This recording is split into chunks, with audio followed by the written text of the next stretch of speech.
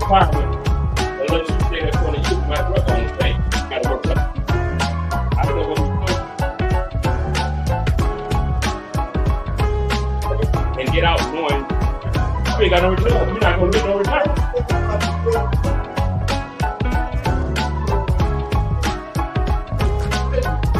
Oh, well, yeah.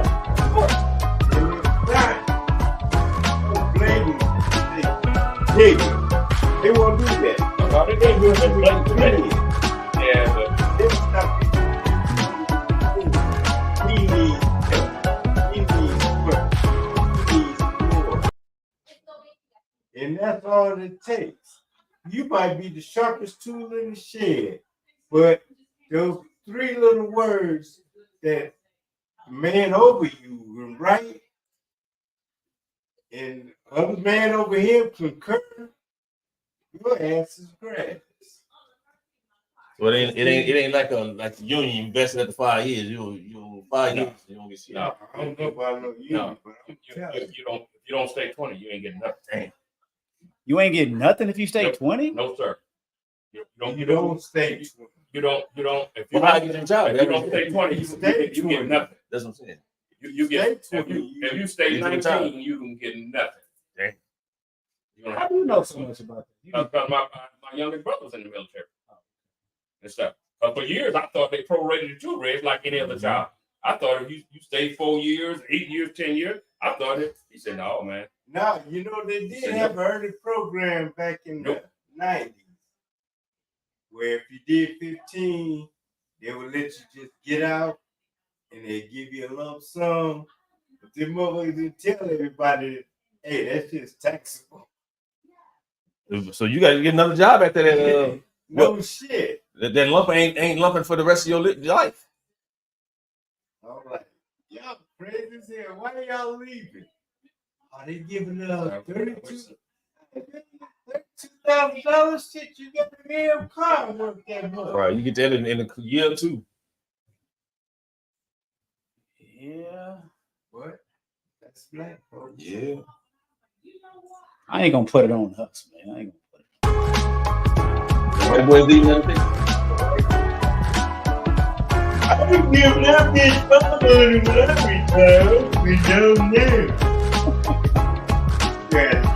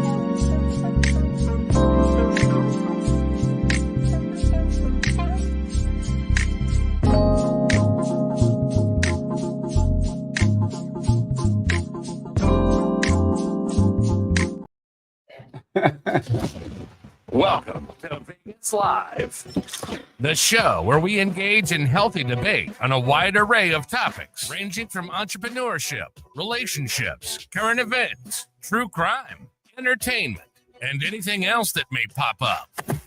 Each week, we bring you that fire, intense, funny, and engaging discourse. Whether you're single, married, well off, or well enough, you're in the right place. So sit back, kick your feet up, and let's dive into Vegas Live.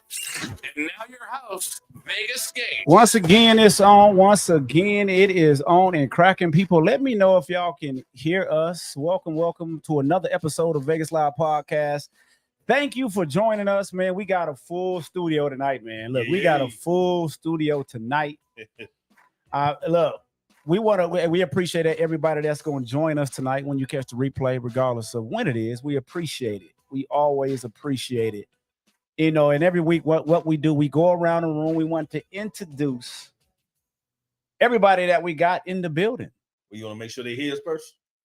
You know, they can hear us. They can hear us. They can hear us. I know they can hear us. Let me get it. Let me exit out this full screen. I don't know why the hell did they do this, but it's like,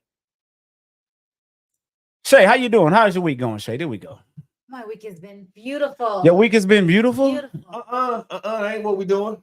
Happy belated birthday. Oh, yeah. I forgot about that. I forgot about the birthday. Yes, I'm beautifully blessed. 33? What's the age? 33? No shame. 53. No shame. 5'3"? 5'3". I see you was kicking in a couple spots this weekend. 5'3". Yeah, a couple spots you was kicking into this week.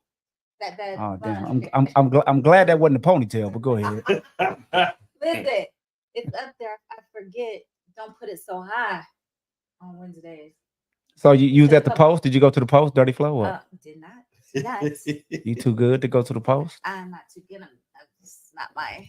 Not your style, not your scene. It used to be. Don't act brand new. So the big 5'3". Did you do anything special? You just kind of kept it laid back. What? So what did I do? On the day before, I attended our brother's red carpet event, which was beautiful. To me, that was like a gift in its own. And then Sunday, I did brunch with the kids and red. Let's. You said a red carpet event, and you know what? Hold on. Let me.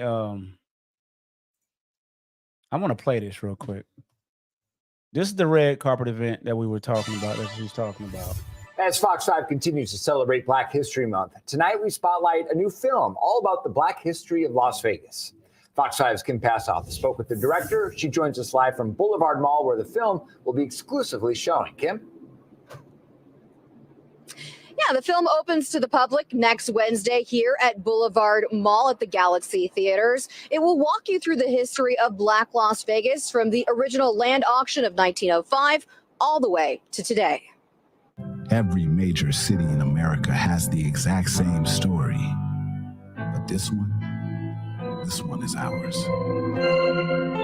We're one of the most famous cities on the planet, and our story comes with Sammy Davis Jr. It comes with Pearl Bailey. It comes with Nat King Cole. Nearly a lifelong Las Vegan, Emmett Gates says the history of Black Las Vegas is a story that too often goes untold. I think too many times when we think about the history of our great city, we're quick to go to the mob, we're quick to go to cowboys and casinos. Determined to change the narrative, the producer-director spent a year creating Across the Tracks, a Las Vegas West Side Story. If you were Black, you were a porter, you were a cook, you were a laborer, you weren't an engineer, you didn't drive the train. From the town's beginnings, segregation came to Las Vegas with the railroad industry. It continued with the Hoover Dam population boom. They just were not going to hire Blacks to work on the dam. This is probably the first instance of the rise of Jim Crow within this valley. The NAACP of Las Vegas sued to change that. I think they ended up hiring 44 Blacks to work on the dam project out of the 21,000 who ultimately worked on it. Las Vegas then elected a mayor who would institute a jarring new policy. If you were Black and you owned a business on the east side of the railroad tracks, you don't get your license renewed unless you move.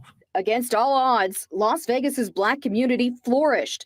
The film highlights West Side's original residents and even the first on-camera interview ever with one of the original performers at the first desegregated casino, the Moulin Rouge. Even if you've lived here your entire life, I want every single person to walk away from this film with something that they didn't previously know. And there's plenty of that in there. And the director says that he hopes knowing the past will inspire the future. He hopes for preservation. And that's pretty much it. Look, that's my brother, man. I'm so proud of him, man. Shay, so what did you think, man? What did y'all think about that, Reg, man, and Tommy? Ariel, I know you didn't hear it, but you were at the premiere on what was that, Wednesday? No, I'm sorry, Saturday. I'm tripping. Saturday. So what Shay, give me your feedback on that. Like, what do you... I loved it. And it's crazy to grow up here and to learn stuff that I had no idea. And I like the fact that it went so far back, like before there was anything here, anything in Nevada. It was just, I don't want to give anything away. Like, you have to go see it. You can give it away. You can give it all away. What I'm saying is because it's still going to make you want to see it. You know what I mean? It's just like, so I sit there and I think, like, from Cali coming to Vegas, right? You was 1 year old. How do you remember from coming to Cali? No, I'm saying from, if you picture California, from California to the West Side. Like, how do you go that far? There was nothing here, nothing. And you set stop there. On the West Side.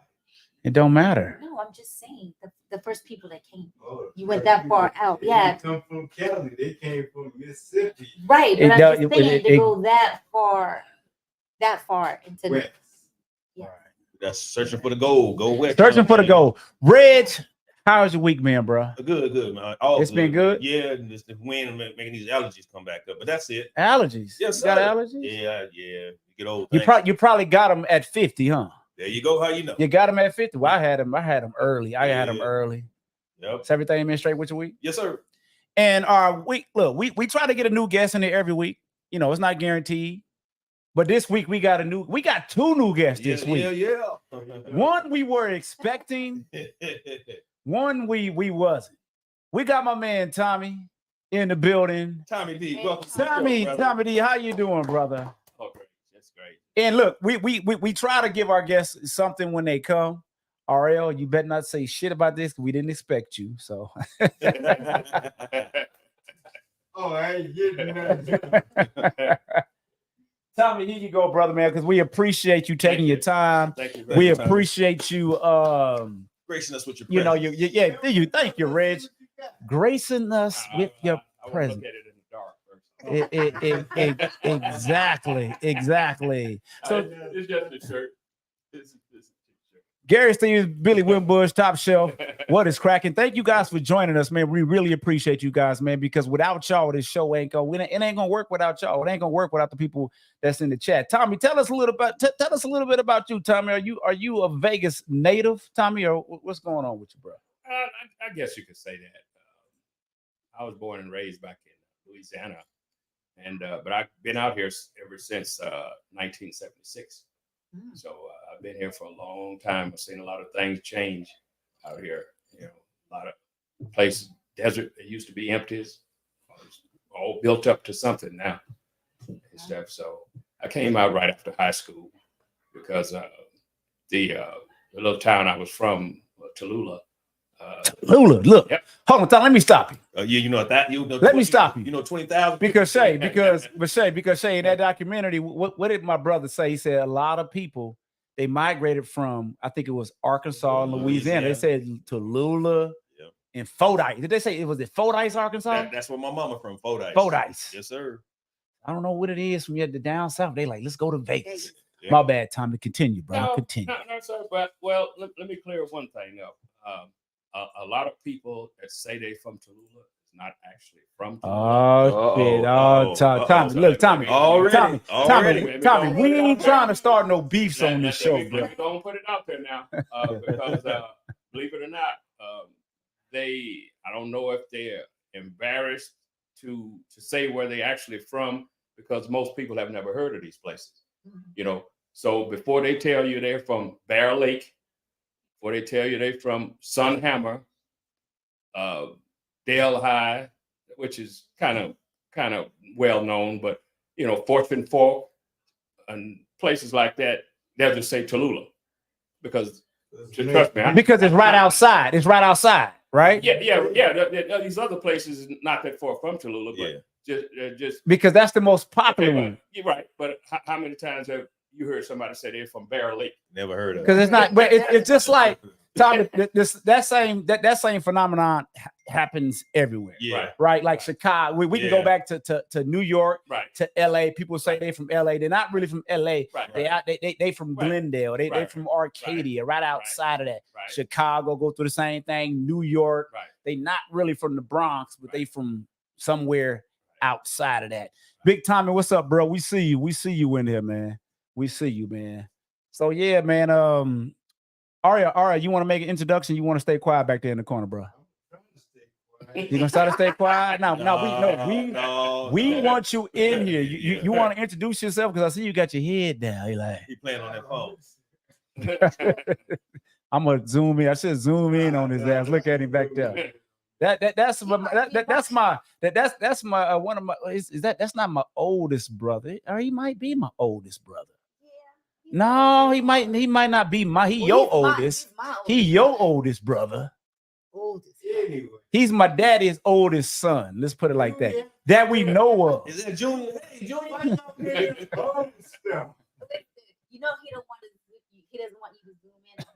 He always acts as if you're like he's wanted. You ever notice that, Jake? No, that's not what it is, Shay. It's not that he's wanted. I'm not gonna put it on. I'm not gonna say it on camera. Go ahead, Reggie. Go ahead. He owed a lot of people money. He don't want no. That's still not what it is. No. You wrong. Shay, remember we saw that picture on Facebook? He didn't say too much. We like, this little girl look just like us. This for real, I wish I could find her, because I promise you. Is it statute of limitation on child support? Man. Hey. What's up, Facebook user? What's up, Gates? I don't know who you is. I don't see your name, but what's up, man? Thank you for joining us, man. Look, today, man, we on this show, man, we try to have grown folks conversations. Not a lot of bullshit. You know, we talk about the latest topics and everything that's going on around the world. So the first thing on the agenda, this Cam Newton fight. Now, have y'all all seen this Cam Newton incident? Yeah. You ain't seen it? I've seen it. You seen it?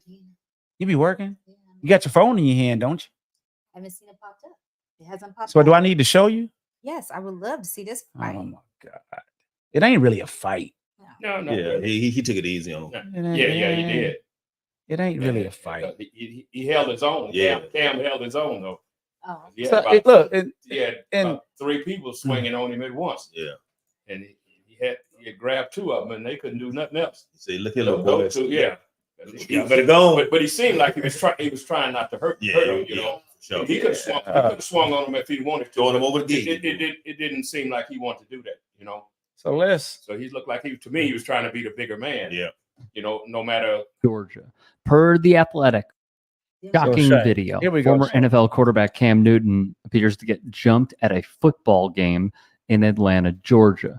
Per The Athletic, the event was organized by We that Ball dude in the white Sports, was, I think, was an apparel and sports media company that brought U15 and U18 teams in Georgia and Alabama together for a tourney. Newton is the founder of C1N, a program that participated. The scenes are pathetic, but sadly an indictment of youth sport. I really want to talk about. Well, it really wasn't a fight. You know. It really wasn't a fight. But Tommy, what I heard, this is what I heard. Right. I heard these were coaches. Right. These were coaches upset about something. Right. Right. This is what I heard. you know what I'm saying? You know, some guys mad, and it had me thinking today. It's like, what's going on with these Pop Warner, these youth football coaches that want to win at all costs, and if shit ain't going their way, they get emotional and they want to, you know, start to get physical. You know what I mean? So, I mean, what do y'all say? I know you ain't this your first time seeing it. You want to chime in on this, or you want to pass the mic? But I just want to know why they was fighting. Like, what happened? For grown Shay, men to be out there. well, fighting, or Shay. Well, I'm gonna tell you this. Anytime if you like at any type of sporting event, right? Whether it's youth sports, adult sports, flag football, any old type of shit like that, egos start to clash for whatever reason. A call went bad. This person said this person said that. Men, we be yapping out there. We be, you know how many fights I done damn near witness out there on flag football because men just yapping. Because it's like it hit a soft spot. Like It's just a bunch of shit talking. When men get to arguing, something gotta happen. Just grow up, be a man. Like, come on. So we need to grow up. I'm just saying, somebody's feelings getting hurt. Like, why are you fighting? It's crazy. Well, from what I understand, this is not the first time this happened to Cam at those events. It's the first time that it's gotten that physical, but it's not the first time that they've gotten in his face like that. Jealousy, like, I mean, come on. That's what I was going to say. And jealousy. It's like when, like G was saying earlier, when we going back and forth. You know, Cam was the public figure, so they gonna try to be in the social media era. They gonna try to get more likes from jumping on Cam than just jumping on No Name Joe. Right. Well, he ain't trying to get sued, so Yeah. No. Well, he can defend. He was defending himself, but he could have did worse work than that. Right. Y'all better leave these athletes alone. Y'all better leave these grown ass men alone. And let me ask y'all something, fellas. Huh. I heard Charles Barkley a big cat. I don't think that went too well with Barkley. So let me ask y'all. Let me ask these grown men that's in this room. Let me ask y'all a question. At what age did y'all stop? Inviting fights. Like, we can get down, or are you still at that mindset where you, if somebody come up on you, you ready to throw down? Or are you the type of person now that, no, let's talk this out, Brian, trying to go there? Reg, I'm gonna start with your hot temper ass. I'm gonna start with your hot temper ass, Reg. Go ahead. It depends on what we talking about in my mood for that day. But what you mean? You still ready to fight? What you mean, man? Reg, you can't hang with these youngsters. Who can't? You can't. I know more tricks than they forgot. G, you shit. He wanted to fight the one boy. Remember? When? Where? What did the dude said something to you? You was ready to fight. When was this? We talked about this a couple months ago. Oh, but you bring up that was 20 years ago. Shay. No, I'm saying you was at work, so you really couldn't. I was at work. Yeah. Ray said, "Let's get it, Big Reg." Right on, baby. Let's get it in. One of those kids talking mess. Huh? It was one of the kids talking mess. Oh yeah. You know, so he was ready to snatch him up. Yeah, it's just like we can talk it out, but I don't do well with disrespect. You know what I mean? So Still at, how old are you? 54 or 5? 55. Yeah. And you still ready to fight? Yeah. You haven't learned to talk it out. I can talk it out. But the disrespect part gets you. Yeah, the disrespect always get me. Tommy? Me myself, I've never been the fighting type. And what I mean by that is I'm not going to start it. Yeah. I will go to any extent to keep it from getting physical. But now I'm going to let the other person decide whether it's going to be physical or not. If they make it physical, and it's on and cracking after that. But I'm not going to stand. I found out at an early age, if any two people argue long enough, somebody's going to hit the other person. So I'll say a few words, and then I'm through. I'm not going to take my eye off for that person, right? But I'll walk away.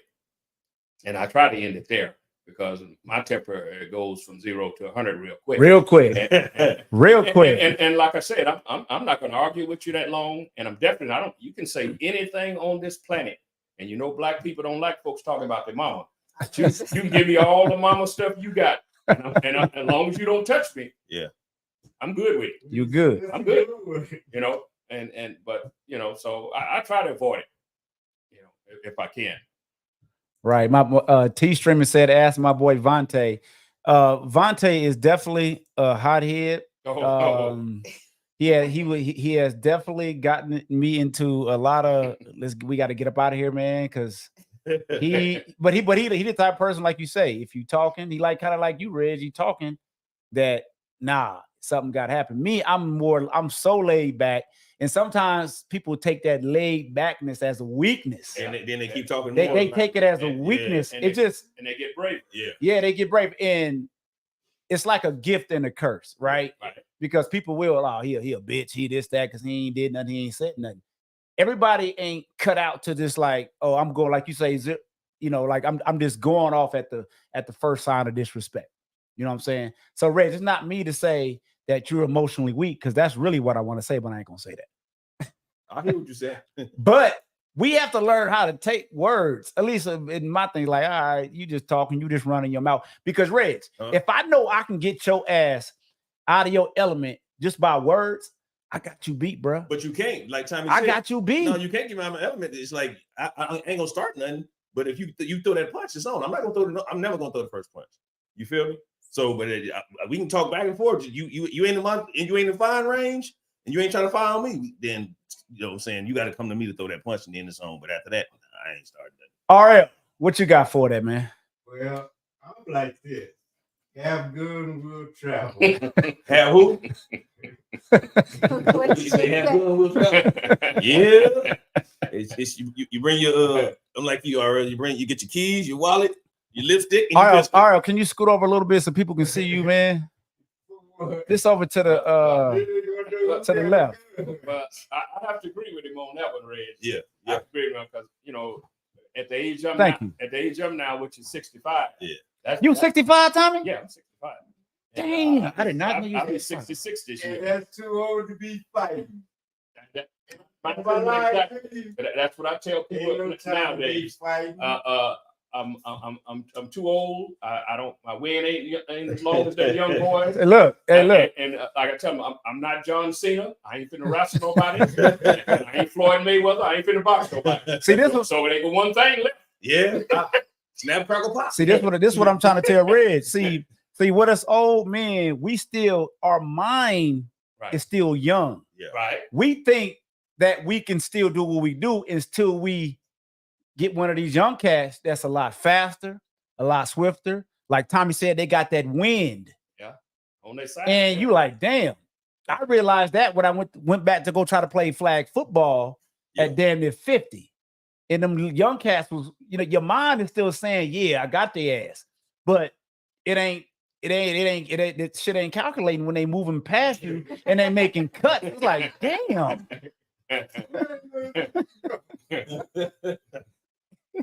It ain't adding up.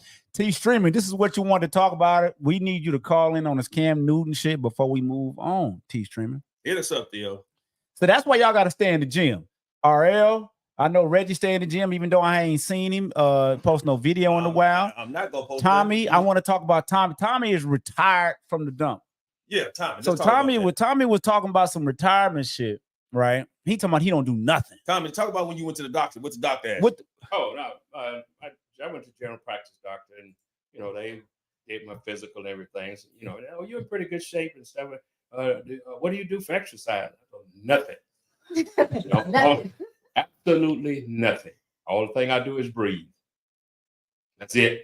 I say, Tommy, you got to get up, walk, and go beat your ducks or something, go around the neighborhood or something. No. So, what's your hobby? What do you do? Just well, I build guns stuff. I do that, and I like motorcycles and stuff.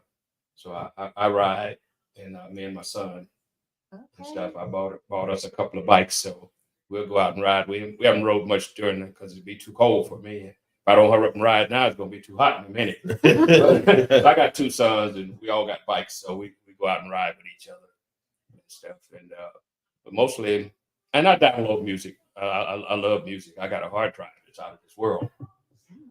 You download music? Oh yeah, I got a hard drive, man, that people would kill for. Okay, so okay, all right. You got one choice.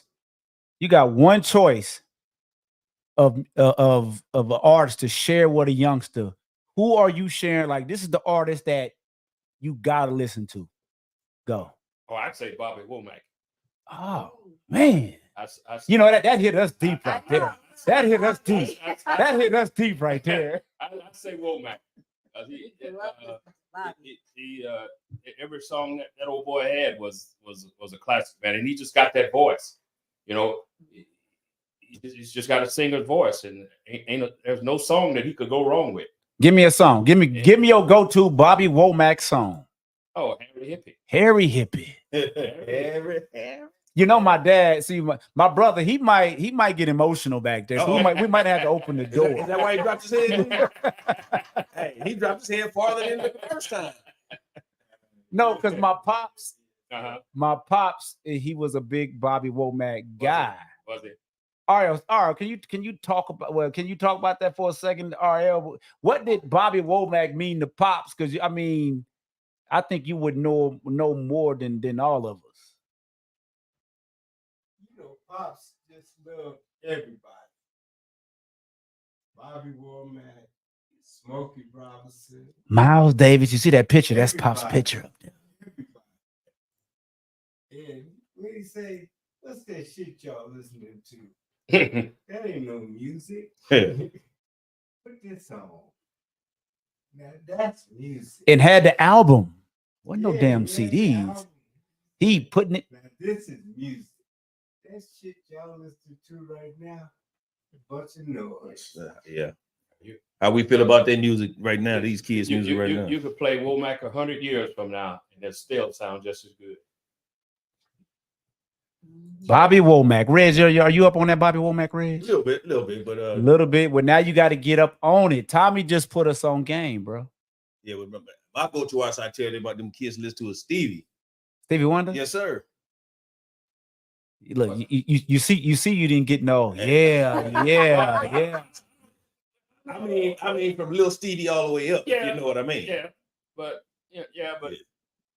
Shaq swears up and down Stevie can see. Who? He ain't the only one. Shaq, yeah, and I heard a lot of people say that Stevie ain't 100% blind. That he can see somewhat. Because Shaq ain't the only one that said Stevie knew they. Shaquille O'Neal. Yeah, he was on the Tonight Show. It's been a while, but he said that Stevie, he was on the elevator, and Stevie got on after him. He was standing in the corner, and he said he never said a word. And said Stevie got on the elevator, looked at him, say, "Hey, what up, Big Diesel?" Yeah, and turned around and went on up to his punched his floor and went on up and got off the elevator. I think that was Lionel Richie said that he grabbed the car keys, talking about us getting the car and like even the drive go around the corners. And then somebody had a thing on a video of him. They was on stage, a group of them singing, and somebody bumped the mic, and the mic was falling, and Stevie caught it. Wow. Man, come on, man. I ain't seen that shit. I ain't seen that. Kind of falling mic. So, come on, Tommy, man. You can't come in here spreading these narratives, bro. Man, I'm just telling you. I saw a video. I heard some stuff. I want to see a video. I saw it was on one of the Facebook reels and stuff that we gonna have to look that up. Yeah, we're gonna have to look. We definitely gonna have to look that shit up. We just don't take your word up in here, man. We gonna fact check. You know what they call fact check? We gonna fact check that shit. Check it out, man. See what the hell that's all about. Yeah, right fuck there, his man. music though. He's a timeless artist himself. Timeless artist. Somebody say Teddy P. Somebody on Facebook user says Teddy P. Oh, of course. We got so many of them. We can be sitting in for hours trying to name all them groups. So it's just your preference. The music, they don't make music like that no more. Oh, no. These young kids today, they don't even know what real music. I mean, Usher ain't making this kind of music. Usher. No. But they want to sample the music. Usher's cool, but he cool. Let's face it. He ain't going deep like that. If you put him, if they were the same age, and you put him on that stage with Teddy Pendergrass, Usher had to go home early. Yeah. Hold on, man. I'm not gonna say that. I'm not gonna say that, he Teddy, had to go because home Teddy P didn't have no moves. He wasn't doing no moves. Oh, he didn't have to dance. They were still throwing their panties on stage. When you could sing like Teddy, you didn't have to dance. I mean, You trying to say Usher can't sing? Ooh, not when it comes to. Well, I'm not that fond of him. He do okay, but I'm not that fond. He's not really from my era. You know, like I said, I'm going back to you talking music to me. You got to go back to the Shy Lights, the Dales, Blue Magic. Yeah, you got to go on back, man. The Stylistics. You on back. Them guys didn't dance either and stuff. They made a little footwork on stage, but those guys had to pretty much what the old folks say, they had to sing for their supper. So if these artists now, we got some. A lot of these artists today, if they had to sing for their supper, they go home hungry. What you say? We got some history up in there tonight, man. Yes, sir. Max, what's up, Max? Thanks for joining the podcast. We appreciate all the people that's watching, man. We appreciate when y'all come in, man. Hit that like button, hit that share button, man. It helps that algorithm, man. It helps to get the show cracking, man. We appreciate y'all, man. But y'all taking me back. I love conversations like this, man. And it's conversations like this that I appreciate. It's one thing that I'm going on. I'm just like, I'm not switching it up. It's all good. But one thing that I miss about my dad is that he had conversations like this that would take me back to about music and how it was in their day. Yeah. You know what I'm saying? It's a lot of questions I wish I could ask my mom about, like music and things like that in their era. So I love, like, Tommy say he's 65. My brother back there in the corner, he has some great stories, great charisma, and is funny as hell. And he's like, I think I think Emmett has it too, but him and then my younger brother, they have that storytelling ability that'll make you laugh and can tell you about this music, what it meant to them, and these stories. And I don't know. I know I'm just rambling right now, but these stories right now, like, I love it. I love it. I thought you was gonna say, Tommy's 65 and RL 75. That's how I thought. Now you get funny, man. But you know something that I think is kind of sad because it's not happening. A lot of today's youth, they're not asking questions. Yeah. When people my age and a little bit older, when we die off, there's a lot of history still that's gonna go with us. That walking that library, you the library, and they're not gonna ever know. It's gonna be buried. That right? And you said something just a second ago about talking to your dad and stuff. Mm-hmm. So many times over the years, I lost my mom a long time ago. My dad probably about 10 years ago or so many things. I don't talk too much about my mama because I start crying. And but there's so many things that I forgot to ask them. Oh, and that's what I be saying. Yeah, and see, too late ain't worth nothing. Yeah. If you're too late for work, it don't work out. If you're too late to catch the bus gone. So too late is worth nothing. But there's so many things I wished I could ask them, and I forgot to ask them. But these kids nowadays, they too busy out there running them streets, getting themselves in trouble and stuff, and it should be somewhere. I love that was one of my main things being born back in Louisiana, because we were poor, dirt poor. But it's three things I always told people that we were never hungry. We may have to eat the same thing 2 or 3 days in a row, but we never went to bed hungry. I won't tell it lie on my mama. Mm-hmm. We were never nasty. If she smelled the odor, she come in her house and smell the odor, somebody finna get it. So, you'll be standing in the tub, bath and crying. And we were never raggedy. We didn't have that many clothes, but if she didn't have time to sew them, she'd make them older girls sew them. And after I got grown, that meant so much to me that she cared that much about her family being a poor single lady. Right. And because I knew other families in the same neighborhood and stuff, their mom didn't seem to care that much. They were nasty, they were raggedy and stuff. I know you say you forgot a lot of stuff, but can you give me one question you would ask either your mom or your dad if you could? You got one on the top of your head? Well, one question I would have liked to ask both of them the same question and stuff, because I would have loved to know more about their mom and dad and their brothers and sisters. Yeah. But I still got people out there and stuff that I'm sure that I don't even know nothing. Our family don't even know nothing about. Right. I think my mom parents, I think they passed away, probably even before I was born. Yeah. And stuff. But I'm just saying, she had a whole bunch of brothers and sisters and stuff. Now they had kids, and now they got kids and stuff. And I don't know those people, man. And they don't know us. So you might be at Walmart and your relatives don't even know. Never know. Never knew. So I just wished I could had asked about family. Yeah. And stuff. Shay, can we ask you that same question, Shay? What would I ask? I think I think I would want to know more about their upbringing, because I never asked dad or my mother. Just, you know what I mean?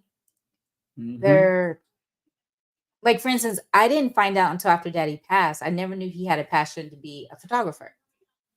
I didn't find that out until we went to Cali, Right, because you know? Pops he held a lot of that in. He in, didn't. so- Yeah, he did. If I would have known more about his upbringing, why, you know what I mean?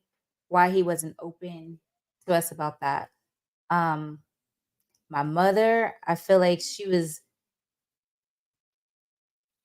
just like overly super strict with me. And I always wondered why. Like, I always felt like I missed something. Like, she went through some things just by the way she raised me. Does that make sense? Yep. And that was her being protective. Right. But I always felt like I didn't realize it until I was grown. I feel like something happened. Mhm. You know. She went through something that she didn't want you to go through. Right. So- And or I wish I happened to would you. have just had that conversation, you know. Well, as a kid, I think a lot of us didn't understand at the time why they the way they were, but they was trying to make sure that we possibly didn't make the mistakes they had made. Yeah. You know what I'm saying? Because to this day, man, I don't, like I said, I don't even have a juvenile record, let alone an adult record. You say, I was more scared of my mama than I was the police. Police never crossed my mind and stuff. I was more afraid of her, so I stayed out of trouble. Because one thing she said, you go to jail if you want to, but I ain't coming to get you. Coming to get you. Damn. It's like them black mamas, I'm not boy. coming to get you. And But it was it's so cemented. And, oh, well, yeah. Because if kid go to jail now, what's the first thing they gonna do? Like I said, one of mine went to jail. I went right down and got it. $7,500 cash, and right down and got it. He went to court. Judge put him on house arrest. Now, I done bailed him out for $7,500 cash. The judge was playing, and I wasn't there, but him and his girlfriend told me that he went to court. I would have went, but I had to work, and so he gets to court. They said the judge that morning, he was laughing and playing with people. All the folks, he was letting them out of jail early and everything. So he calls my son. Him and another kid had got into some trouble. He calls the other kid name. He stood up. And they got him all in chains and stuff because he didn't make bail. He called my son name. He looking over there in the same area for my son. My son in the free for now section, and he's standing over there with no chains on. And then he said, my son says, whole demeanor change. What are you doing out? He said, my dad bailed me out. But what does he do? What does he do for a living? He told me he worked for the public service. Is he here? And so he was looking all around the courtroom. What has that got to do with anything? Right. And then he turns around and put the boy on house arrest. Now I bailed him out. So you're supposed to be innocent until proven guilty. And even in the old mafia days, them guys was in jail for murder. They bailed out. They free until their trial is up. Right. He gets mad, pissed off, like he never met my son before. And he puts him on house arrest. And my son did something. They say he did something. I don't really remember. It's been a while back. He went back to court, and I told him when they put him on house arrest, I said, "Dude, you better be careful." Yeah. I said, because he don't like you for some reason. I say, and first chance he get, I say he gonna put you back in jail. He did something. Judge put him right back in jail. Wow. Went to court. He revoked the house arrest. Yeah. Put him right. I had to go pay another $7,500. Okay. Now this time he goes to court. I go with him. Got him a good attorney. Attorney say, Judge, his dad's here today. He wouldn't even turn his head and look at me. Judge wouldn't even. Now he was so interested where I was the first time, but he wouldn't even look over there at me. He says, Dad, he was asking about his dad. His dad's here today. So, hey, no, so now he's really mad now. Told my son again. I said, man, I said, be careful. I said, because the next thing you do, I say, the next time he gets you, I say, he's not going to give you no bail. No. I said, because he's going to show you something and he wants to show me something. Yep. I said, because he don't know how many $7,500 I got. Right. You see what I'm saying? I said, so he's going to show you something and he's going to show me something. Yeah. And, you know, a little young kid, 18, 19 years old, he ain't listening. He did something else, or they say he did something else. Went back, got it, no bail. You know, he said, you told me, didn't you? I said, man, I told you. I said, I knew what he was going to do. I said, I knew it. I said, because he want to make a point between you and me. He put you where I couldn't reach you. Yep. You know, crazy, man. That's what we got to do, man. Y'all youngsters out here looking, man. Listen to your elders, man. Listen to the people here. Ariel, do you want to add anything? I'm not sure if you want to add anything to. I don't have any jail story. No. Ariel, what I want to ask you, if you can ask, your mom is still living. If you want to answer this, you don't have to or not. If you can ask Pops anything, what would you ask him? If you want to go there. Pops? Yeah. Oh man. You know, me and Pops used to talk every day. Right. It was like, shit, we just bullshit. And then he said, so what time you gonna be here? I just get in and roll over. Hey, you know what was so crazy about their relationship? Because they are exactly alike. Not exactly, but they are alike. So they would, to me, they would clash. The funniest shit is when we used to go golfing. That is the funniest shit. And that's the one thing that I miss, because both of them were so competitive. And my dad was a slick. He was like, his nickname was what didn't they call him? What, Poker Slim. Poker Slim. Poker Slim. That was my dad's nickname because he was a poker dealer. You know what I'm saying? But he was he was just slick. And then Rodney, they used to be on the golf course, they used to be like competing quietly against each other. And the shit used to be so funny to me. I'm looking at both of them like, yeah, look, they trying to beat each other and this and that. So he come dark horse. Come on. nah, I wasn't. I never won. Pops couldn't hit the ball 50 yards. I always won and shit. He couldn't hit the ball no fucking where. It's like I'm the youngest one. I was always in last place, but it was all good, man. But I learned, but the one thing I miss about my pops is the stories. And the thing I would like to ask is so much. My mom shared some stories with me, but like Shay, you said, I would like to know more of my pops' upbringing, more of kind of like the stuff that he went through. You know what I'm saying? Relationships, friends, things like that. My mom, she never really talked much about that. She told me about her athletic, career. She coming up, this and that. But more of, I would like to know more about like how you dealt with friends, relationships, betrayal, stuff like that, dealing with people, trying to better yourself. Tommy said something earlier. I think that was Tommy. He said he works on himself. Is that you, Tommy, that said that? Or did I hear that somewhere else? I might have heard that somewhere else. I don't know. Could have been you. So that's the type of stuff I would ask, those stories. So for those of you who got parents out there, don't take it for granted, man. Because all of us only get one each. Yeah, all of us, some of our parents are gone. You're not going to be able to ask these questions. Nope. And you have some walking libraries that's still out here. If you have access to them, talk to them. If you want to get better in life, to me, it's like if you want to hear these stories, that's kind of what I look at. I don't know, man.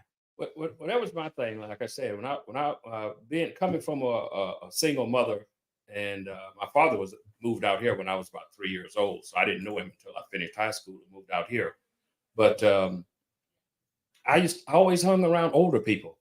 So I found out at a young age, if I was going to learn something, I was going to have to get around somebody that lived. Another 12. What could another 12-year-old boy teach me?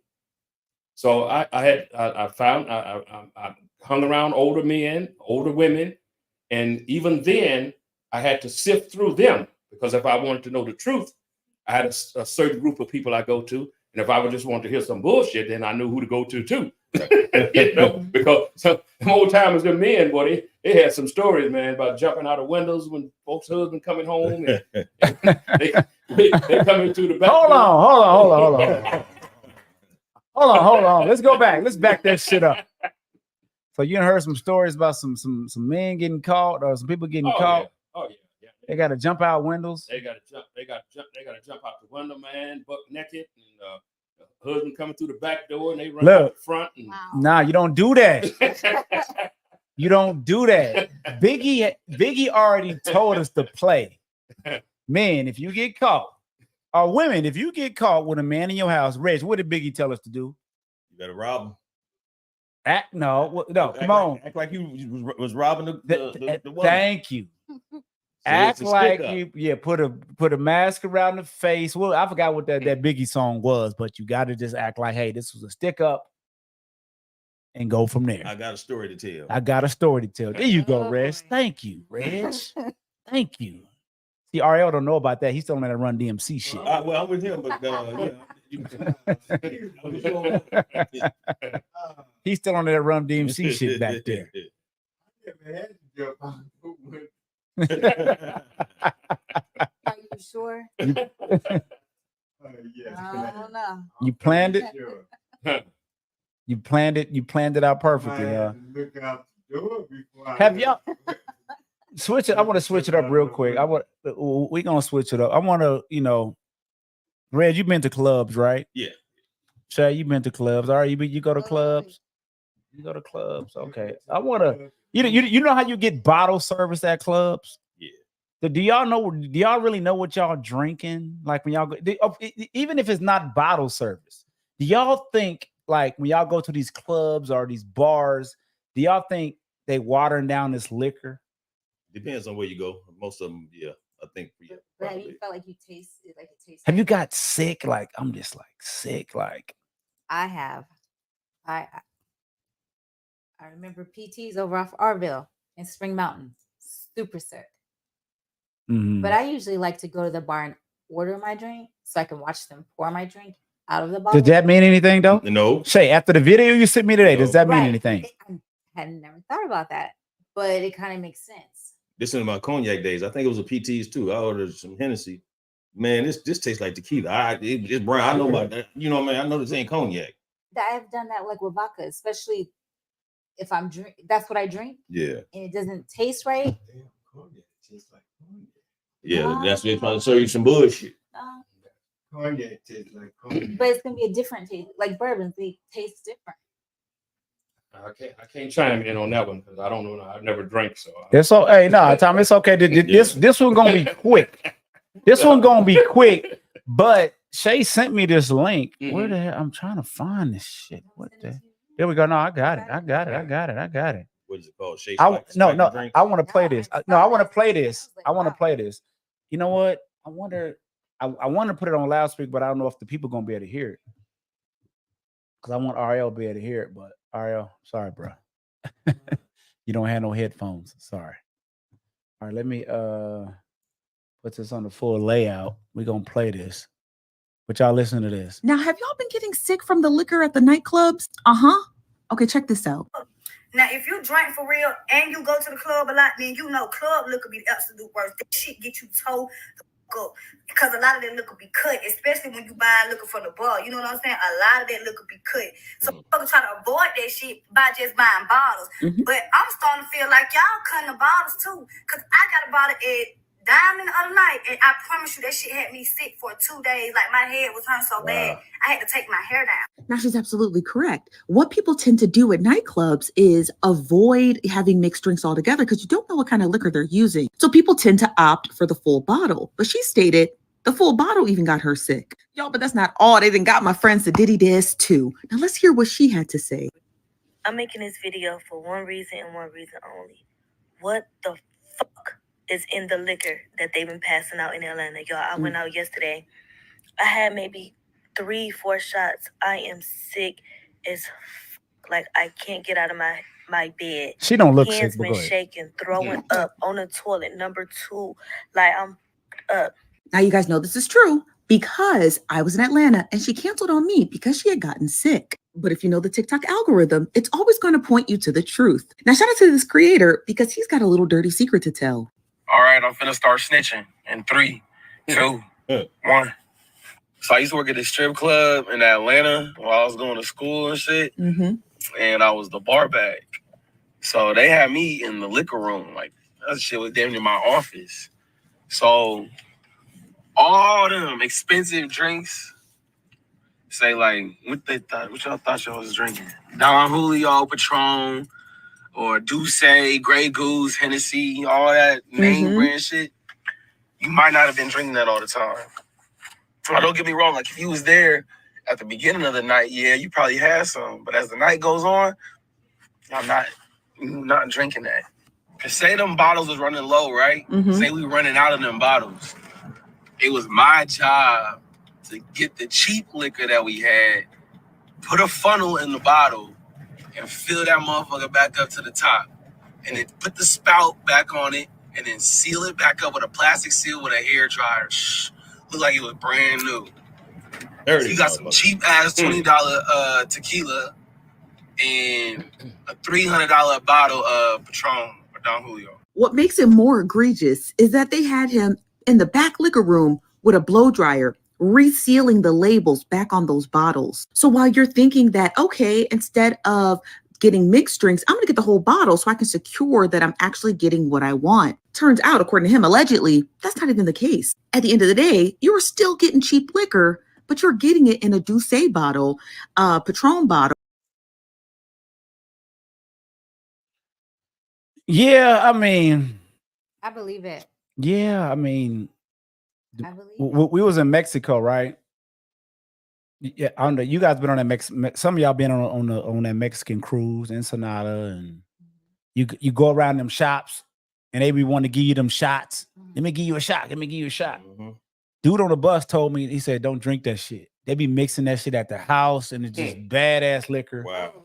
Yeah, they told me they be at that shit be like mixed at their house. Yeah, they said they be doing it at their house, and then you be wondering why you so faded and so hungover and all that.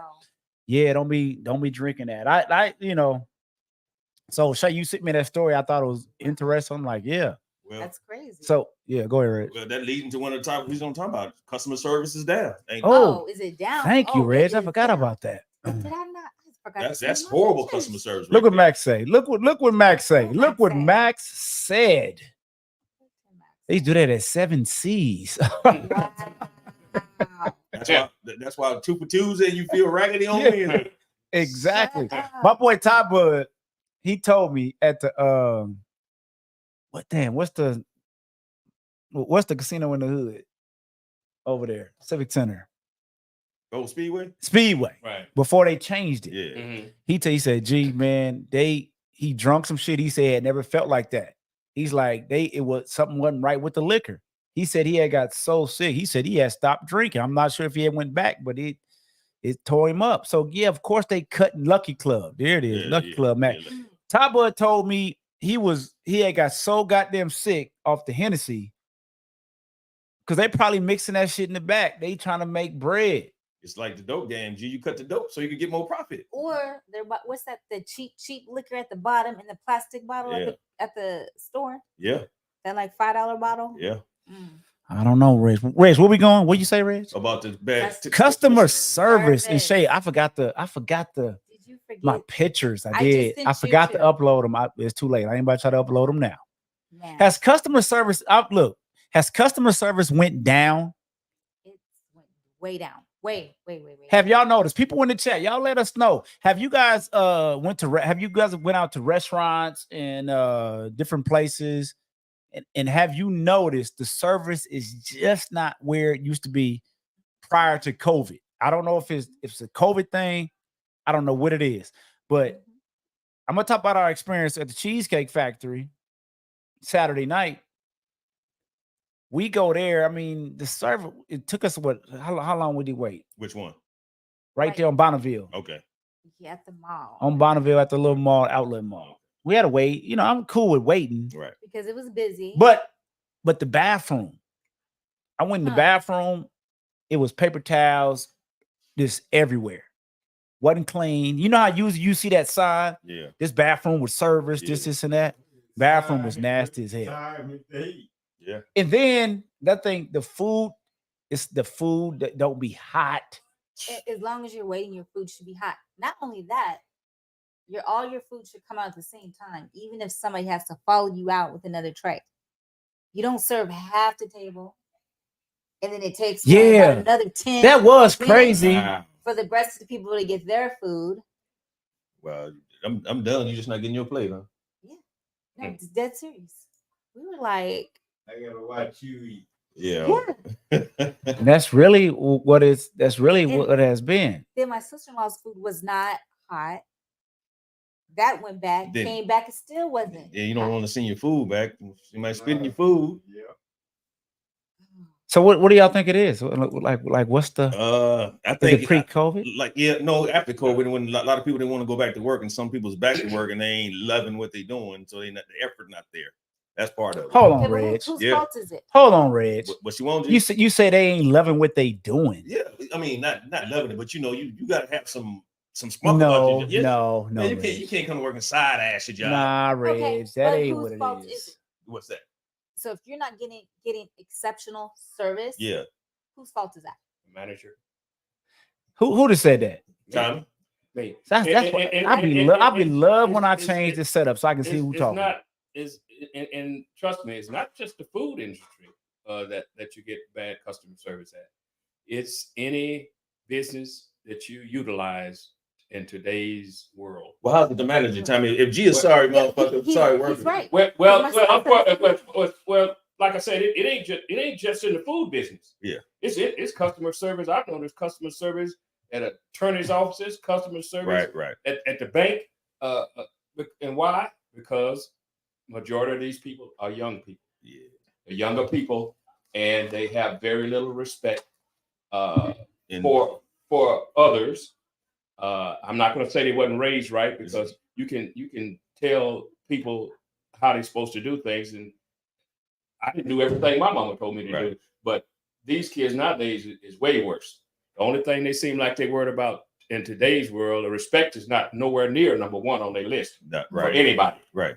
So the only thing that looks like they worried about is what time they're gonna get off this evening and how much their paycheck gonna be this week. And how much that weed costs. Yeah. But Tommy, go back to answer that question, because Red's asked. Well, whose fault is going to be? Yeah, the manager. You said something the manager. Let's stay with that. If Jesus a sorry worker, right? I'm the manager. He's under me. He's a sorry worker. How's it on me? Well, because you should know what type of worker you got. So I put him in the back on dishes then. Well, not necessarily, but I'm pretty sure if he's not doing what he's supposed to be doing, somebody didn't complain. Definitely. Somebody could complain. He didn't complain because the tips were small. Well, then you as the manager, you need to pull him aside, and y'all have a conversation that his performance is not where it needs to be. Okay. And it's up to him where it goes from there. How many conversations you gotta have? Yeah, well, I'm a restaurant owner. This is my top wait. This is one of my waiters. Like he said, this is the second warning. The second warning. Yeah, it's second warning. He messing up my profits. Well, and he probably gonna be going out the door. Yeah.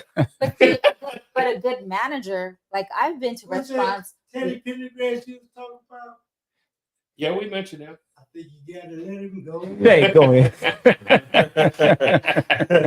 So I've been to restaurants where the manager actually walks around. Right. Yeah. And asks, how's Right. everything? Right. Yeah, he asked you, is everything all right? Yes. How's Well, but that's service or whatever. But what I'm saying is, if managers aren't doing that, and your servers, employees see that and know that, and they have that I don't care attitude, they're going to continue to do that. To do it. Right. Yes. So I felt like when my sister-in-law's food came out and it was cold, it was just, don't look and go, oh, you should be very apologetic and Right. say, you know what? Right. Oh my God, I'm so sorry. Yeah.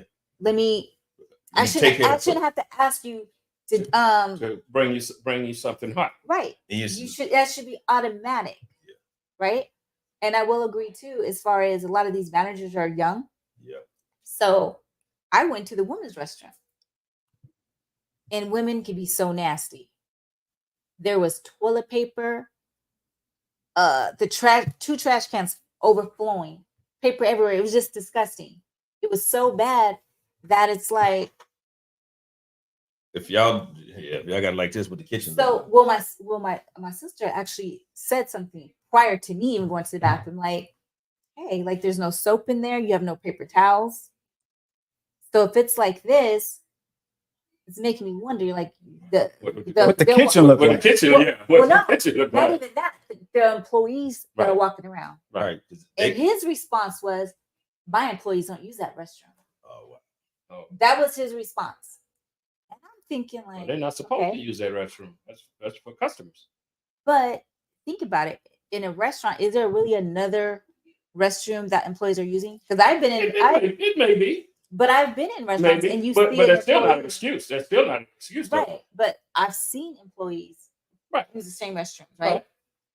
So before we left, I had to say something because it was so nasty. Right. It was so bad, I couldn't use the restroom. Right. Ray And said, Ray says, is that why ladies have the Cheesecake Factory on their no-go list? That might be it. I want to show this picture, but go ahead, Shay. Go But ahead. so I brought it to the manager's attention, like, your bathroom is absolutely disgusting. Right. I couldn't even use the restroom. And he just looked at me. Yeah, he was That like nonchalant That attitude. nonchalant attitude, right? And then he said, I go, did you guys not clean your restroom? Yeah. He said, well, the person up front goes to the restroom and cleans the restroom every 15 minutes. Shut up. I said, oh, really? Yeah. So then I busted out the phone Right. and I showed pictures. And he just looked and he said, well, thank you for bringing this to my attention. Obviously, they're not doing it. And what about his business? But look at this. Look at this. Are you showing it, Gary? about to right there. There it is. I sent you two. Hold on. That's one. That's the women's bed. That's the women's restroom. That was the That's the women's women's restroom. Women, ladies, if y'all in the chat, would you use that bathroom? That is terrible, man. I'm sorry.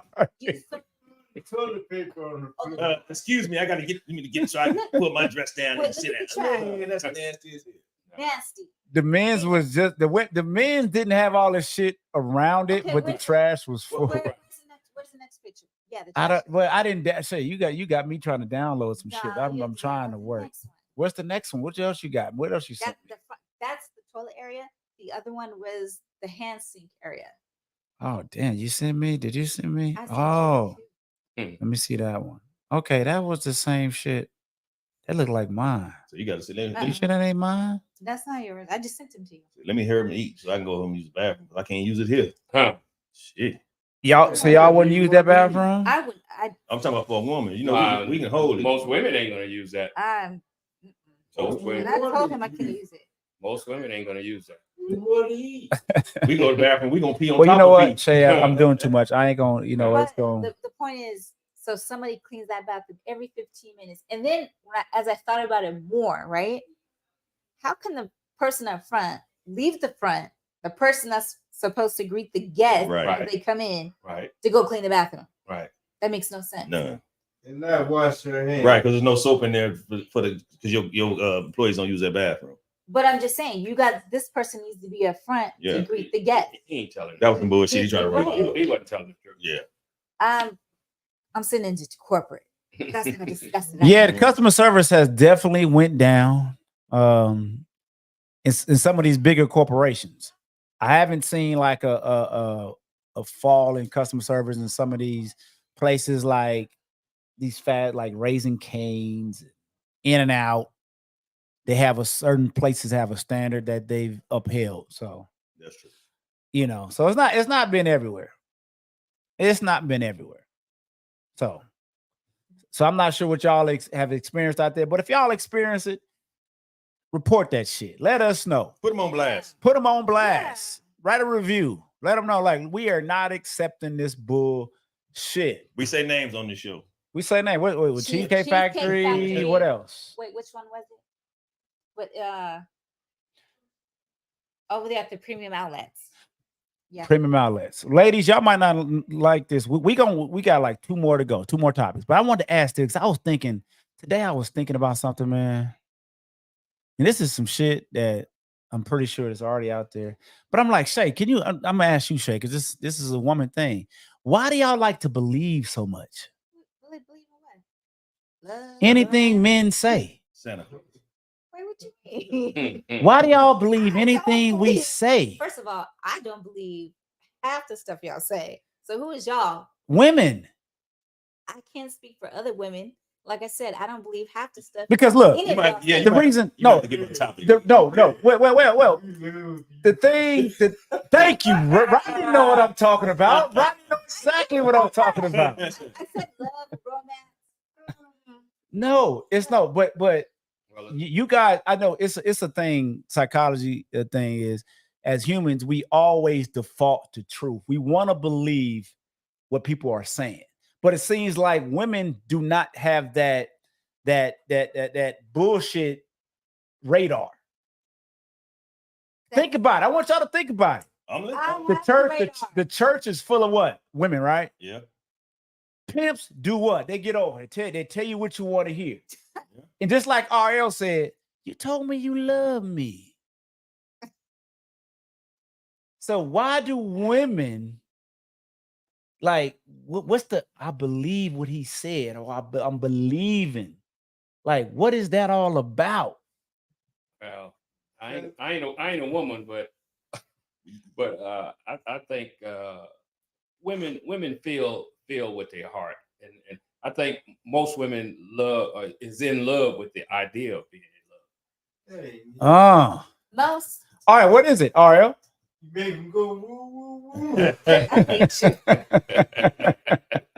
But even before that, RL, even before that, they love words. They love hearing the words that they believe. Like, oh, I believe in this person, in this message. Hopeless romantic. And see, ladies, I believe this is why you have such a hard time dating, because you will fall for these words and you believe it. And it's just like, you guys have to turn on your radar, the bullshit radar. I think that's the nurturing part of the women. That's what they want to. What? You think so, Ray? Yeah, that's because they want to be a part of something, like especially a relationship. So that's the nurturing part. They're gonna believe what that guy says until it's different. Because he see them stars. You the most beautiful woman I ever seen. Bing, bing. Yeah. I must be different. Well, you probably are, but like you said, we're saying most women. Yeah. You know, most women have that nurturing thing about y'all, and y'all want to fix things. You want to take care of people. Yep. Help out. And you know, and a lot of times women wind up taking care of men that ain't got no job. She'll go to work, and while he's sitting at home, and he'll drop off at work. So what does that say about the man, though, Tom? Well, they ain't worth nothing. They proven that they're not worth nothing. But you got men like that; they'll get over on whoever they can. But they'll stay with them. They'll stay with these men, but bro. then again, I don't classify him as a man. No, because a man wouldn't do that. Because he told us every day, saying, "I'm going to look for a job tomorrow. Tomorrow, I'm going tomorrow." I've known women that be with these guys. Guys didn't have a job when she met him. He ain't looking for one. They ain't trying to get. He'll take and drop her off at work. Yep. He'll take her car and ride other women around while she's at work. Be late picking her up. And she's standing out there. Everybody gone, and she's still standing out there at the job. And he pick up when he get ready. With his homeboy. With his homeboy with him. Yeah, well, and the car on E. Yeah. Dwayne said they stay with them because they think they can change them. Shay, have you ever been in a relationship where you think you can change a man? No, I don't think I've ever even thought about it. Trying to change a man. I feel sometimes going in to a relationship, you're so in like and so in awe of the person, you might miss some of those little red flags. You know what I mean? Yeah. All right, man. You know what? I'm gonna be honest. I'm gonna do a separate video on this one because this is something I was really thinking about. I want to go in a little deeper, but I don't want to go too deep because I'm looking at the time and I want to get into this last topic because this last topic might go a little long. So we're gonna go into this right now. And the topic, I want Reg to start off on this one because I feel Reg's got something. I feel Reg got something. I got the readers for me. I got the readers in the paper. Go ahead and introduce. We got deadbeat dads, toxic moms, We about to get into this. The deadbeat dads, toxic moms. Me, like Reggie got notes over there. He got notes over there. To me, it's not about which one is worse, because to me, both of them are bad. Yeah. But before I get my take, I'm gonna let Reg jump into this. Yeah. Deadbeat dads, toxic moms. See, I'm gonna handle the deadbeat part on the dads. So shit. Just a few facts I looked up, G. So kids are 3 to 20 times more likely to be incarcerated if the father's not there. Fatherless children are more likely to suffer from psychosocial development issues. They're more likely to live in poverty, more likely to drop out of school, more likely to engage in school violence, abuse substances, and enter the juvenile system. Fatherless homes can contribute to child having emotional problems such as anxiety and depression. That's all I got, bro. But wait a minute. Yeah. Are you talking racially? No, it didn't break it down as all children, yes. And some can be suicidal. And that's all based on the daddy not being there. Exactly. Yes. When was this? Do you have a date on that study? No, I didn't. No date on that study? It was on there, So- but I didn't write that part down. Okay, it's all good. I'm just wondering. Yeah. So how much of that study do you agree with? All of it. You agree with all that? Yes. So the daddy not being there has that much effect Yes, on that child. Yes, sir. So you say no? I don't think so, because I feel like there's been a ton of kids that grew up without their father in the home. And I'm not saying that affects every child that way. No, that's not what I'm saying. But I'm saying that a father's home affects some children that way. They would have all those issues. Yeah. A dad in the home is a big thing. So hold on. Dwayne Burt said, Reg, I want you to look up the preschool to prison pipeline. Okay, Dwayne, I would love Dwayne, call in, man. 514-4268-72. I would love for you to break that down. Yeah. Like the whole depression, suicidal thing is what kind of got me like, really? So, Reg, did you look up the effect of child raised in a single home with the mother? Because I'm looking at these kids today. Yeah, yeah. I'm looking at these kids today because here's what I believe. Because the person that you're around the most has the most influence on you. Right. Right? Yeah. The people that you're around the most are going to influence you more because, I mean, if you look at it, single moms, they have access to the kid. They're around that mama all day. Right? Yeah. So to me, I would think that would have more of effect than somebody that ain't even around. I can't see this person. I can't see this, because you have some strong single moms that's raising these kids with no issue. They ain't got no issues. Right. Correct. No issues. Correct. So if the dad ain't there, the question should be, what is that single mom doing? What is she exposing this child to? But everybody, they might be coming up right, but everybody want their daddy in their life. You still have mom and daddy father dances at the schools. You can't tell me the child ain't gonna feel a certain way when that come up, even though the mama's doing a great job. Tommy? Well, we each parent is very important to the household, but we're on the dads right now, so I'm gonna limit this to that. Mm-hmm. With a girl, like I say, studies also shown, and like I said, with a girl, her father's going to be her first love. If he's being the right type of father, that's going to be the first man she falls in love with is her dad. So she needs guidance from him, and she's going to be looking for. And I believe a lot of women try to find men that would remind them of the love they got from their dad. You know what I'm saying? A strong man, and who's going to take care of them, who's going to look out for them, who's not going to let nobody mistreat them and all that. And a boy, it's a little bit different because a father's going to be more stern with that boy than his mom is. If you got a mom and dad in the same house, mom is not, more than likely she is not going to be as hard on him as his dad's going to be. Correct. you know, and stuff. And like I said, old people when I was back coming up, first thing them old ladies say, wait till your daddy get home. Mm-hmm. You know, that was a world of trouble. Yes, sir. You didn't want to see that old man when he got home, you know, and stuff. Because he didn't had a hard day dealing with them white people out there on the job and stuff, calling them boy and everything else. And back when I was coming up, you know what I'm saying? And you didn't want to see that old man with no bullshit when he got home. He wasn't looking for that. He looking for something hot to eat and stuff and relax, man, and get him a beer or something and relax. But now he's got to come home and heard that you done cut up and stuff, and that wasn't good. So kids, call her. They needed that. You know, that's very important in a home. You know. Tommy, give us 1 second. We got a caller real quick. Caller, what's your name? Where you calling from? Hey, what up, G? What's going on? It's Dwayne? Yes, sir. What's going on? What you got, bro? Happy belated birthday, bro. Happy belated birthday. Hey, thank y'all so much, man. Hey, just wanted to put y'all on game. That preschool to prison pipeline, man, is when they do this.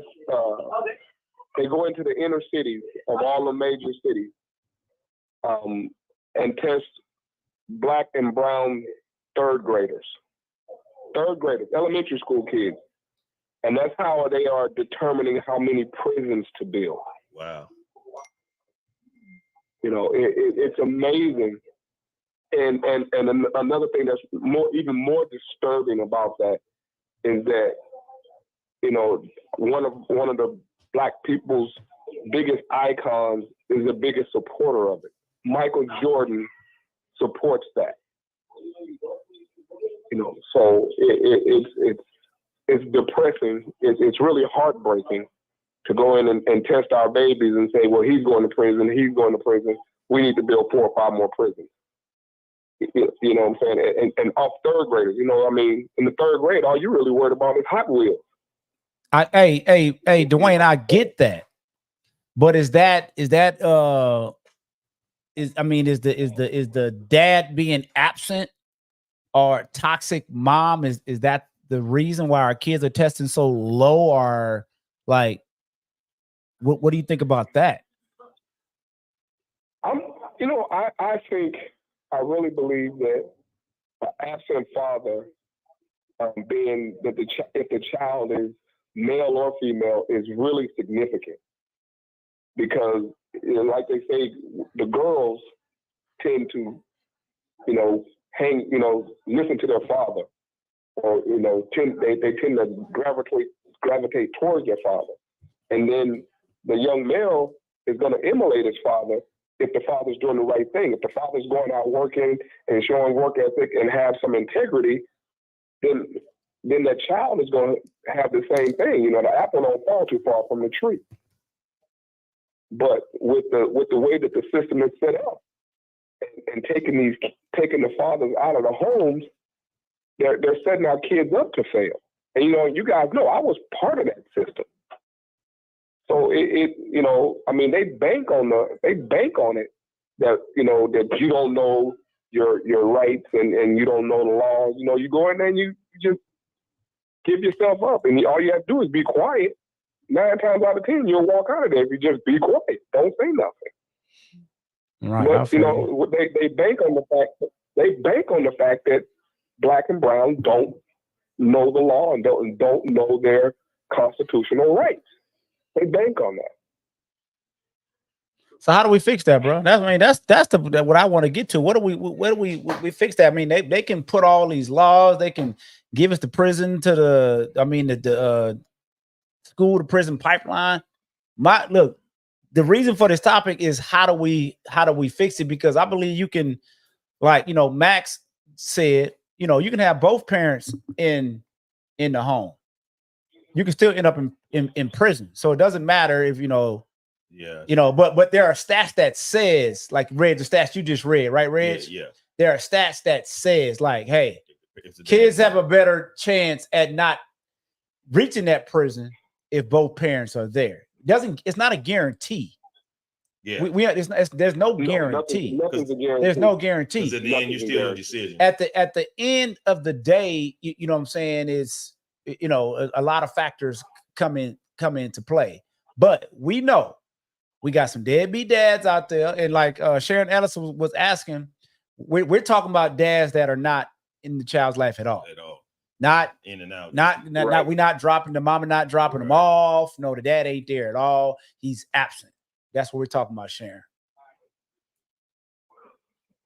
And my thing is they both definitely have an influence, but it seems like to me the more influence will be that person that child is in direct what's the word I'm looking for? Y'all help me out. Contact with. I'm seeing my mama or my daddy every day. Every day. I'm in direct contact. So if that mama is out here acting a fool, she on the phone talking crazy, she having a bunch of different people in and out the house, that's going to affect that child more, in my opinion, than that daddy that's nowhere to be seen. Yeah, I agree with you on that one. Because they're gonna emulate. I agree with you. I agree with you 100% on that. But we have to realize that, you know, we as Black people don't take the mental health part of it seriously, or don't. They always think, well, ain't nothing wrong, you know. But you really gotta look. You really gotta look at these kids because, you know, they see, you know, all these men coming in and out of their house, and their dad is not part of it, and their mom's talking bad to them, you know, and then, you know, and it starts to affect their mental, you know, and that's we have to look at that, you know, and I believe that is a lot of the reasons that a lot of these kids are acting out, you know, is because, you know, their mental stability is not there. It's not that they're criminals or they're bad kids. Their mental isn't stable, and it's what's going on in their house or what's around them that's going on, and they don't want to talk about. Or it's not that they don't want to talk about it; they don't know how to talk about it or know who to go to talk about it. Right. Right, most definitely, man. Dwayne, we appreciate the call, man. We would love you to do it more often. We're gonna move on to the panel, man, but we appreciate the call and wish you would do more often, bro. All right, man. Y'all be good, man. I love what y'all doing, man. Hey, thank you, Dwayne. Appreciate it, bro. All right, bro. All right, later. You guys got anything to add to that, man? Shay? Ariel, I know you didn't hear him talking. So I apologize for that, my man. So, all right, let me ask you a question. What do you think about this topic as far as toxic moms, deadbeat dads? What influence do you think they have on kids? How important is it? I don't think it's the mom and dad. Okay, talk. Society now. Yeah. As far as music, everybody talking about stacking dollars and shipping this and that. So you wasn't lying. I hear them so loud out there. You know, I'm sorry, y'all. Mom and dad could beat your ass every day of the week. But the problem is, Say, hold that thought. So you heard that call. Caller. What's your name? Where you calling from? Caller. What's your name? Where you calling from? Theo, T Stream in Las Vegas. Theo. Nevada. Hey, Theo, hold on one sec. Ariel, finish that point. I'm sorry. Ariel, go ahead. Finish that point, bro. I'm sorry. Music and society. And you said kids are chasing pipe dreams. And you said they could get their ass beat on They and on. can. And they're still going to continue to do Yeah, they it. can do what they want to do because it's programmed for them. But television is society's programming. I agree. Yes, sir. Say, hold that thought now. We got a caller. We got to be respectful to the caller. Hold that thought. My bad. Theo, go ahead, bro. How you doing? How everybody doing on the panel? How everybody doing? All right. Happy belated birthday, Miss Shay. Thank you. So I'm gonna answer this question for this question here and the one that you just you asked prior to this about the women. First off, God made women out of man's rib, so it's a fact that a woman's gonna stick with a man. We never talk about that. Secondly, also The importance of a father with a child is Ephesians 6:4. God tells us fathers, not mothers, cause your children not to wrath. So that's the important part that we have as fathers in our children's life. No matter what's going on, and you break it down, you look at the 60s, the 70s, the 80s, all of us, everybody on this panel, everybody on this phone listening, everybody knew when the welfare system came to the house who had to leave the home. Daddy. Pack up your clothes, go somewhere. So everybody know how important the man is in a child's life. So not every father is a deadbeat father. Some fathers got put out, and the woman chose the government over the man to take care of the home.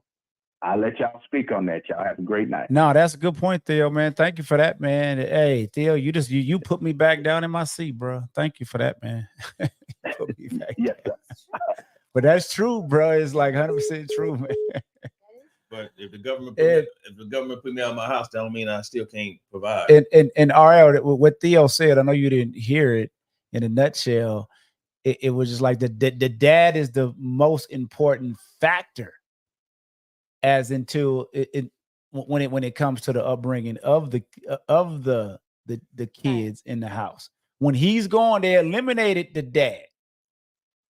Back when it comes to the welfare system and things like that, let's get this daddy out the house, because they know that is the staple of that family unit. They took James Evan out the house, man. They took him out the house because when you leave that woman by herself to try to raise that child, this is what we're getting today, I believe. Yeah. If you look at what we're looking at today, this is the product of single mom homes. Yeah. It doesn't mean, oh, this is a terrible mom. No. This is what it is, but this is what we see. I get it, but I still believe there were single moms back then. My mother was a single mom. Yeah. But I was Handle still the scared, business. and I was scared of my mama. Yeah, right. Like he's more scared of his mama than anybody. But Shay, but the thing is, like Ariel said, yeah, you had a single mom, just like I had a single mom. But right. We didn't have the influence of society, social media. True that. There are a lot of more outside influences, things that's gonna get us caught up. I get that, but I believe if they still had the social media that they have today, I would have still been scared of my mama back then. You can be scared of her. That don't mean you ain't gonna mess up. But I wouldn't have did all that stuff Hindsight. that they're doing. I don't believe Some What of stuff did you do that you wouldn't do? I'm just saying the stuff they do today, I wouldn't be doing I don't know. back then. I don't know, man. We gonna talk about that toxic mom? Say again, Rich? We're gonna talk about that toxic mom.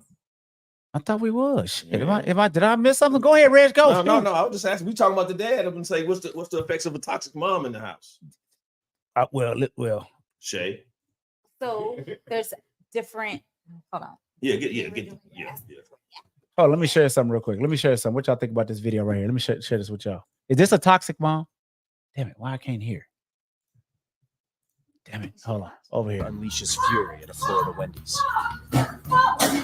I'm here every day for my money rent. Eat me.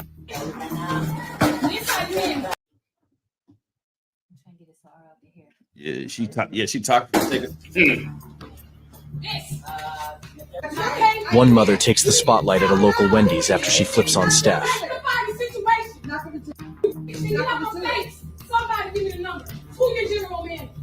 We ain't got to play the whole thing. I just wanted to play that.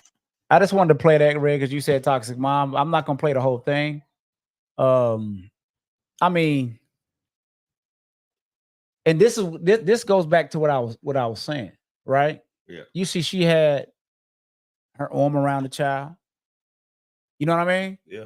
So that kid is seeing that, right? She's very toxic. Kids emulate what they see.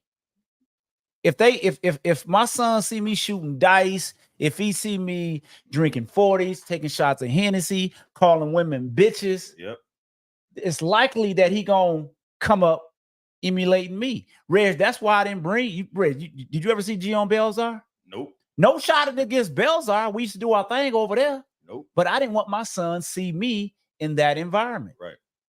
So I didn't bring him out around there. You didn't ever bring Marcus around there.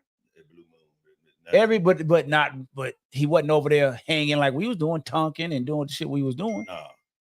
And see, this is I understand what Theo was saying. Yeah.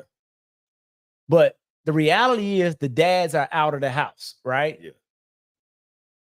So I don't know. Well, that lady was toxic for taking her kid to Wendy's anyway, so she's bad anymore. Especially the one on Ramp. But go, you was asking Shay something because we got a few more minutes. We had our 7:30 mark, but go ahead. You wanted to say something, Shay? I'm sorry. I was just saying she's very, very toxic. Before you even see that video. When I was talking to RL? No, about toxic moms. Oh, so I was saying there's different types of toxic. How do you say it? Toxicity. Yeah. I can't say it either. So I ain't gonna try. You just say Rap City, G. Okay, let's see. You got notes over there? Listen, That's right. You did. I Have notes. can't remember things like I used to. Got CRS. So okay. So you have the abuse. That's one type of toxicity. Yep. The marginalizing mother, the narcissism. Narcissism. No. Narcissism. It doesn't say. Yes, thank you, Gary. Well, she's a narcissist. We know what that is. You have the gaslighting mom. You have authority or control mother, the scapegoating mother, guilt trips and manipulation mother, boundaries, and the humiliation mother. So all of those can, of course, be toxic, right? So it's like the mother from Precious. Yeah. You have different. Damn, Precious. Man. Girl had a hard time. So all of those things could be very toxic. Yeah. You know, with your child. Tommy, I know you. I know you for a while, and you talk about your mama a lot, and how much you loved your mama and all that. You couldn't, in no way, shape, or form, imagine your mama being toxic, huh? Oh no. And you understand as a child, how you can't understand as a child how would somebody be toxic to their own child, right? No, it's when fathers, a lot of times when fathers wasn't in their home for whatever reason, you got some mothers would badmouth their dad. Yeah. And that would bother the kid also, because especially if they love their father and stuff, because their mother and the dad didn't make it. That was between them. The kid, you probably didn't even know why they didn't make it, right? Why they separated. But no kid wants to hear either parent talk about the other one. Right. But women were kind of famous for that, especially back in the day. For kids' father wasn't around. Oh, your dad ain't no good, or that motherfucker didn't do this, and he did that. Or some of them turn around, oh, your daddy did. Or let me jump in, and you look like this, how they say on you. You remind me of your sorry ass dad. You look like a sorry ass daddy. Yeah. But that's one thing I could say about my mom. Like I said, my dad left down south when I was 3 years old. So whenever I would ask her something about him, she would always smile, and she never had nothing but good words to say about him. Yeah. Now, I don't know what she said about him when my back was turned. I can't account for that.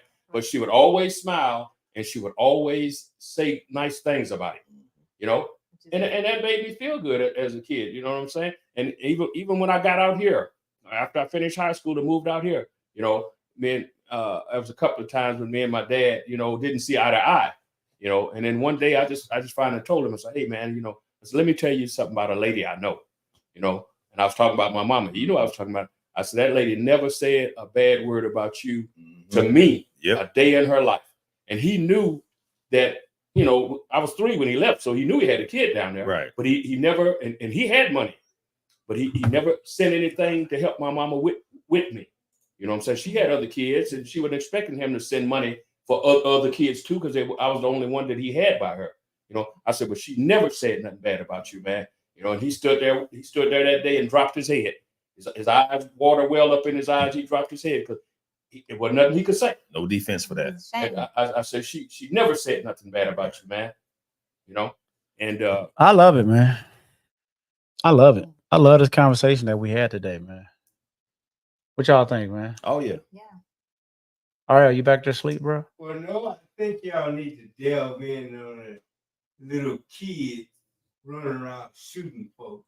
Yo, well, all right, that's a whole nother hour, bro. we'll get to that. That's a whole nother hour. We already about what 10 minutes over, or 5 minutes over, about 5 minutes over. So we would love to get into that. I like I said, I love the conversation today, man. Tommy, I really appreciate your input that you brought in, man. And definitely anytime you want to come back, man, just let us know. And we'll definitely put you on the calendar. Because, like I say, I love listening. I'm retired. I ain't got nothing else to do. Exactly. Great input, man. But we're gonna wrap it up. We're gonna go around the panel. We're gonna start with Ariel back there. Man, you got any last words? Even though I know I apologize to the audience. Ariel don't have a mic. Our headphones back there. But it's okay, Ariel. You were spurred the moment you jumped in, but go ahead, Ariel. Take care of each other. That's all. Take care of each other. That's it. Tommy. To the young people, find you somebody that's been living a while and that you can trust, and ask questions. You'll be surprised at the answers you get. Yeah, man. Talk to us older folks, man. Talk to them. Love that, Tommy. Reg. Same thing, man. Y'all think we don't know nothing. We know some stuff, and we help you get to where you need to go. That's it. You're going to avoid a lot of mistakes. Listen to us old fellas. We ain't that well, first of all, we ain't that old. You know what I'm saying? So if you meet somebody that's 70, 80, I know they talk a lot, but listen to them. That's a library. It's a message in there. It's a message in there. We're not that old, but we are old. We seasoned. I them, know. but to I them, know. We seasoned. Because we thought I we know. were old when we were young. I know. Enjoy your years, because before you know it, you'll be old as we are. Yep. Yes, indeed. I couldn't, for the life of me, I couldn't tell you what a last 40 years went to save my life. I couldn't tell you where it went to. And my son, he's 28. He told me the other day, he was standing in the kitchen. He said, man, I remember when I was 16, 17, you told me these days was coming. So I'm almost 30 years old, man. Yes, sir. He said, I didn't know it was going to go that fast. Yeah, it go fast. It go fast. Shay, what you got for him to leave? What you gonna leave him with this week, Shay? Oh my gosh. I was gonna say after 21, it just is gone. Yeah. It just flies by. You want to get old. You think you want to get old. Right. You better slow it down. Exactly. Slow down. Everyone be safe. And also, if you guys get a chance, please go support and check out Across the Tracks. It's a great documentary. A lot of information that you probably didn't even know you didn't know. Yeah. It's eluded a lot of Yeah. things. You said what? It's eluded out. They left it out. Oh, right. Yeah. that Of part. history. Vegas. Across the tracks. And it should be honestly taught, I think, at UNLV. Some of this stuff, you know. Yes, it should. Across the Tracks, man. That's a documentary by our brother, man. Go Across the Tracks. Emma Gates, look him up on Facebook. Is it Slick Nation? Slickaton. I can't No, even. Slick Nation. Is that what it says? Slick Nation. I thought Why was I thought it was Sliction. Oh yeah, Sliction. See, I knew it wasn't Slick Nation. I wasn't looking at that shit wrong. It's gonna be showing March 6th at the Boulevard, at the Galaxy Theaters and Boulevard Mall. Y'all looking, Reg. How do you say it, Reg? Sliction. That's SLICKTION. Yes, sir. .com to go pick up tickets for that, man. Or Fox 5. Is it Fox? It's on Fox 5 too. Yeah, y'all look it up. Across the Tracks on Fox 5 News.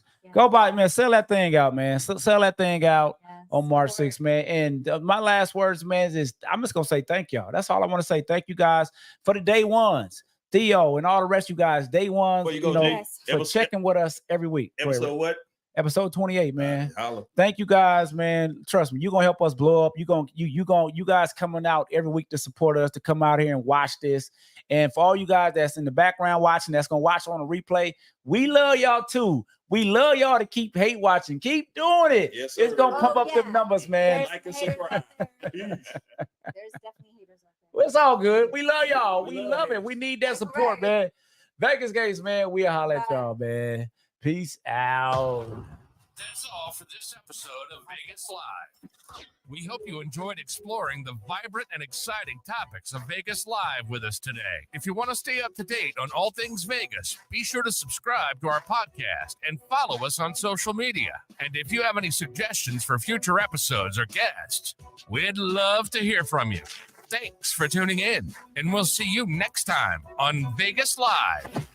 Remember, what happens in Vegas becomes contagious.